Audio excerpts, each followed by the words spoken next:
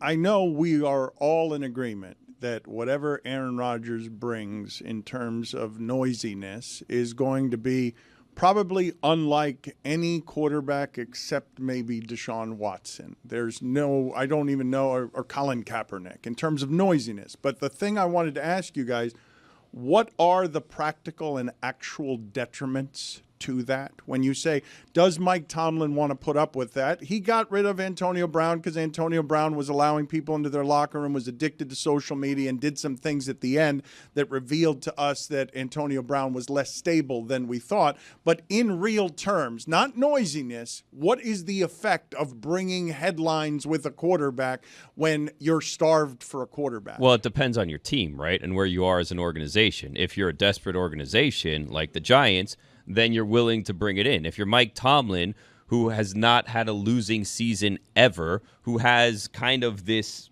mold that he likes for his team, why would you risk that for bringing in a 42-year-old quarterback for one season and throw everything off just out of desperation because maybe Aaron Rodgers can take us to the second round of the playoffs? I would make the argument that Aaron Rodgers bringing to that organization no turnovers has more value than whatever fear you have of headlines that don't matter much, that are noisy and unpleasant, and the Steelers have only had 3 coaches ever. But Mike Tomlin is also in a desperate place because he's where Jimmy Johnson and Wanstead were at the end with the Dolphins, where people were done with, hey, we're going to get there, get to the playoffs, but we're going to be the enemy of great is good, and we're never going to be good enough to do anything. I think the desperation would be enough for Mike Tomlin that he might be willing to welcome a chastened Aaron Rodgers. I don't know if, but also a coach killer, Aaron Rodgers, right? So like, if you give in to the desperation, it better work, or this might be the end for you, Mike Tomlin. Like, signing him and having it blow up in your face could be the end of Mike Tomlin. I think that's the case either way, though. I think Mike Tomlin is in legitimate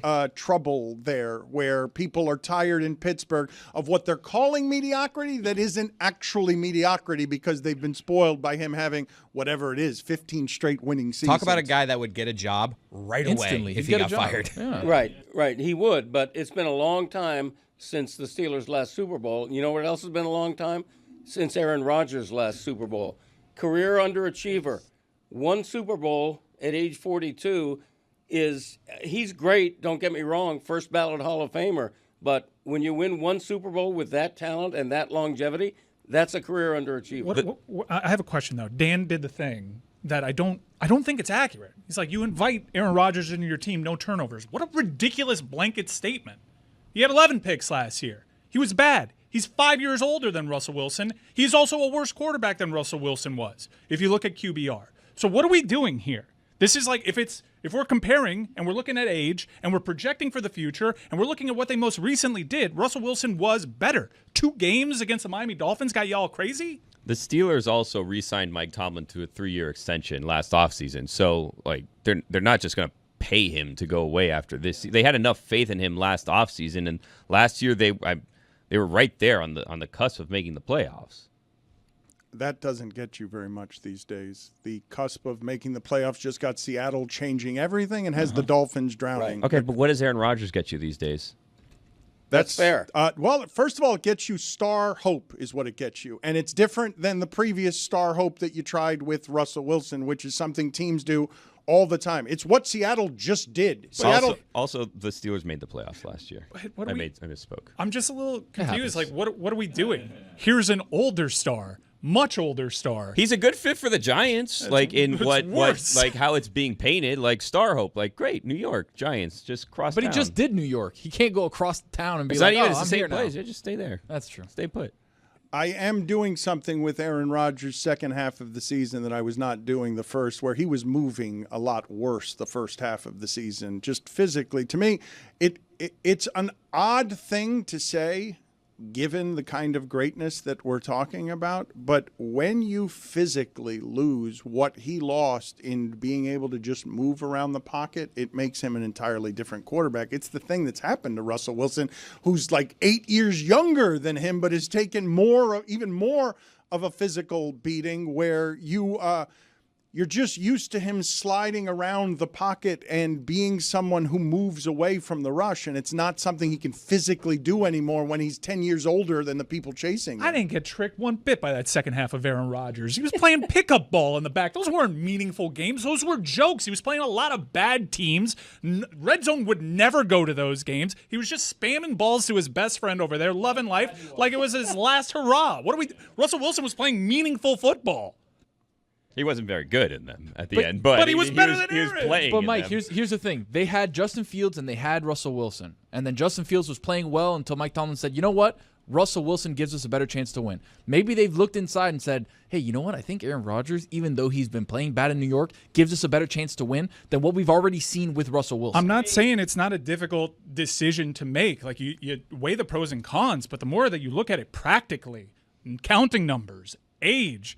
I'm not even talking about off-field headaches. Like, it doesn't make sense. Like, he has fallen off completely since trying to force a ball to Devontae Adams and missing a wide-open receiver underneath in the playoffs against the San Francisco 49ers. He's fallen off a cliff. Well, and on top of that, he tore his Achilles. Like, this doesn't make any sense. You also, if you want to cite Greg Cody's quarterback rankings from yesterday that led into that whole debate over Geno Smith, Russell Wilson was ranked 23rd in those rankings. Aaron Rodgers, 22nd.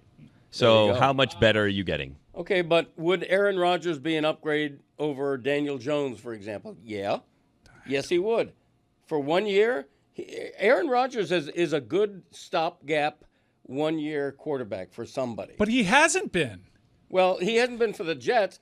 He was on a bad Jets team, and he couldn't elevate it. But it's a fact that no matter the competition, it's a fact that his second half of last season was good.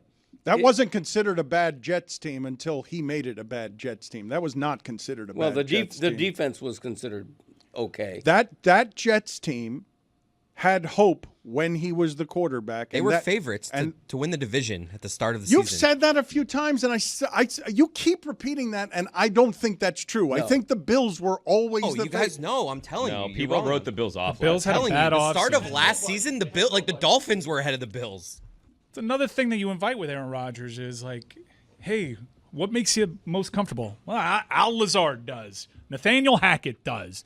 The guy he's his own worst enemy because he carried so many mediocre people to success that they would never see otherwise. McCarthy, all these OCs that got jobs. Fat number 80. He just elevated everybody to the point that his mind got shaped that this is who I am. Just give me these mediocre people constantly. Hopefully Tomlin's different. If they do bring him in, I actually do think Tomlin would be different, and I can see how it could work. Do I trust Aaron Rodgers more to not lose me a Mike Tomlin game plan than I trust Russell Wilson? Like, that's the conversation I guess folks should be having. You know who I would go after if I was the Steelers? Jameis Winston. Wow. Jameis Winston can talk about Mike Tomlin's head blowing off. No, yeah, no that's way. not a fit for that. It's like one of the worst fits for that team. No way. Because of the turnovers, it undoes it. Like they have to win in the margins. They cannot be turning the ball over, and Jameis will. Did you see the work he did for Fox for the Super Bowl? That's a new man. That guy is buttoned up, and he's coming to work next season for whatever team signs him. That's a man that means business next year. If I'm a team out there looking for a quarterback, I look no further than Jameis Winston. Okay. That is excellent anarchy from you. I will point out again to the audience that the big change the Tampa Bay Bucks made from going 7-9 to winning the Super Bowl was just eliminating Jameis Winston. For the greatest quarterback ever. Like, come on. What are you doing? Everything else was the same. Who, by the way, was breaking protocol and having secret workouts while no other team was working out. He's fine. Who cares? Jameis Winston, did he throw 30 interceptions? 30 club. Yeah. He's the only one. Like, who's going to do that? Okay. History. But I want everyone here, okay? I hate to break it to you. Aaron Rodgers is a lot closer to Jameis Winston than he is to the version of Aaron Rodgers you think that you're going to get. Okay, you're wrong on that. I'm not. Okay, again, I'm going to just keep saying that. I know that your analysis, Dookie, is when I say 30 interceptions. I know that's yes, 4 years ago. I know. Yes, It is a big number. I know, but 30 interceptions is as opposed to the 0 made-up interceptions that Aaron Rodgers had last year. Okay, I assure you that Aaron Rodgers will not throw 30 interceptions in any season remaining. He may never play again. Even if he's running around out there at 80 years old with a dialysis machine trailing him, He will not throw 30 interceptions in a season. Go ahead and find me the 2 quarterbacks. Did any 2 quarterbacks in the sport last season, did Kirk Cousins and Baker Mayfield throw 30 interceptions together? Combined? I don't think so. That's not how they're. Cousins at the end of the year is as bad as I've ever seen. That's not. Yeah. That's not That's how. fine. You're writing him off for something he did 4 years ago. You did that with Josh Allen, too, and where's he now? Okay, Billy did it 4 years ago. They replaced him and immediately won the Super Bowl. Replaced just his 30 interceptions. Just got Tom Brady to stop throwing 30 interceptions. Dan, we are such Aaron Rodgers jilted lovers. He was our favorite of all time, and he hurt us repeatedly, and we just want to believe he was the best version of himself. But I think we got to accept who he is now. I accept that Jameis Winston is who he is. He is not buttoned up after his work We'll for see. Fox this offseason. Give him a chance, Steelers. You'll see. I won't be proven right because no one's going to give him a chance, but that's not because what I'm saying is wrong. It's because no one is willing to take the chance on him. You will not be proven right because there has never been a worse fit in the history of the sport for a conservative run-the-ball team, the Steelers, than Jameis Winston. Baker and Cousins combined for 32 picks this season. But Baker had 41 touchdowns, by the way. If you tell me one quarterback does what 2 does, take him anytime.